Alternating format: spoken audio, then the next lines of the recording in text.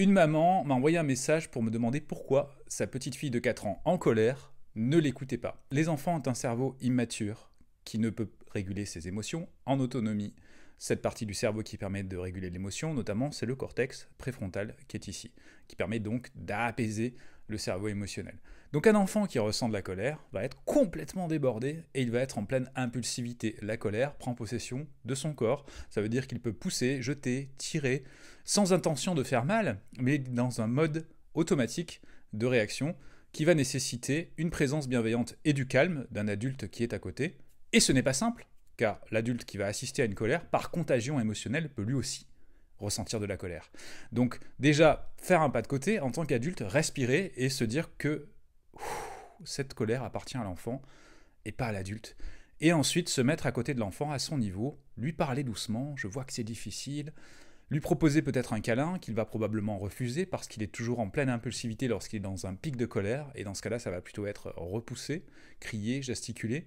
Mais il n'y a aucune intention non plus de blesser l'adulte ou de le vexer, non, l'enfant est dans une réaction automatique.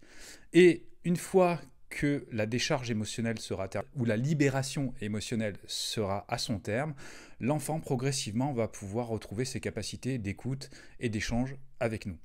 Donc dans un premier temps, offrir notre présence. Deuxièmement, verbaliser ce que nous voyons. Je vois que tes poings sont serrés, je vois que c'est difficile pour toi.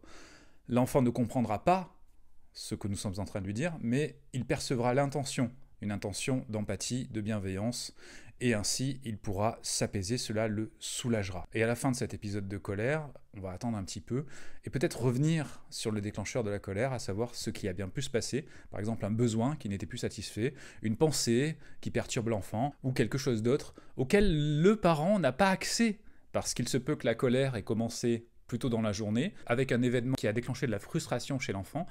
À ce moment-là, il n'a pas pu verbaliser son émotion, l'exprimer, et donc en arrivant devant nous, qui sommes des figures d'attachement, qui sommes des personnes en qui l'enfant a confiance, il va pouvoir effectivement libérer sa colère. Donc voilà pour l'explication de cette petite fille de 4 ans qui ne parvient pas à écouter lorsqu'elle est complètement submergée par son émotion. C'est tout à fait normal.